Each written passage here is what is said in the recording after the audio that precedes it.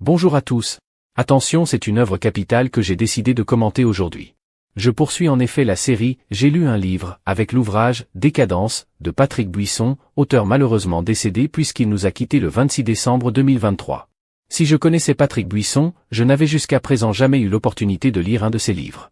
C'est désormais chose faite avec son essai intitulé « Décadence » et le moins que l'on puisse dire, c'est que je n'ai pas été déçu. Je pense avoir rarement été aussi impressionné par la puissance d'un livre. Cet ouvrage nous permet de revivre au fil du temps le glissement de la société française vers l'abîme actuel qui est grand ouvert devant nous, prêt à nous accueillir et à nous ensevelir à jamais si nous ne luttons pas contre les mœurs décadentes qui nous oppressent. Au gré des pages, nous voyons comment les valeurs réelles ont été progressivement détruites par de fausses valeurs, des propos mensongers, des idéologies nauséabondes et des personnes néfastes. Si la société s'est échinée à détruire le rôle des hommes et l'institution de la famille, elle n'a pas été tendre non plus envers les femmes, malgré les apparences de bonnes intentions dont elle prenait soin de s'entourer. La prétendue libération sexuelle et l'émancipation des femmes n'ont été qu'un écran de fumée pour mieux les asservir autrement.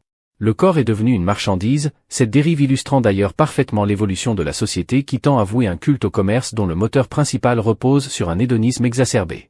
Cet ouvrage est particulièrement riche, au point que je me contenterai de citer quelques thématiques abordées. Ainsi, on peut mentionner le marché de dupes concernant la révolution sexuelle qui a conduit à rétrograder les femmes au rang de simples objets de plaisir masculin.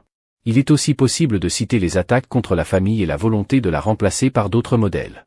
À ces thématiques, il est possible d'en ajouter d'autres, comme l'urbanisme, qui a également eu des conséquences sur la destruction de la société, ou encore l'éducation sexuelle qui a été néfaste, d'autant plus qu'il faut se rappeler la tendance de certains individus à avoir des vues sur les enfants.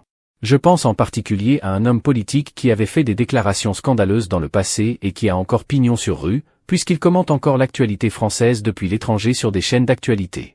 Dans son ouvrage, Patrick Buisson traite également de l'influence de la mode, des magazines féminins et des publicités, du grand remplacement, de la religion, du service militaire, de l'abolition de la peine de mort, de la baisse de la natalité, de la contraception, de l'interruption volontaire de grossesse, de la pilule, de l'écoféminisme, de la disparition de la blouse dans les milieux scolaires, ce qui est comme vous le savez revenu dans l'actualité récemment.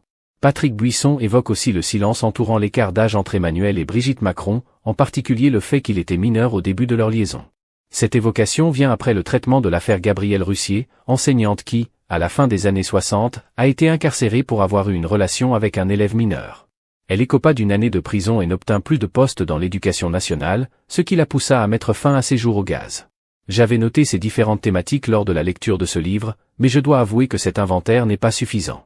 J'ai probablement omis de noter certains sujets et surtout les données sont tellement riches qu'il faudrait quasiment consacrer une vidéo pour chaque thématique abordée par Patrick Buisson. Si vous avez des commentaires, des questions ou si vous souhaitez partager vos réflexions, n'hésitez pas à le faire dans la section commentaires ci-dessous. Je suis toujours ravi d'entendre votre point de vue et de susciter des discussions enrichissantes.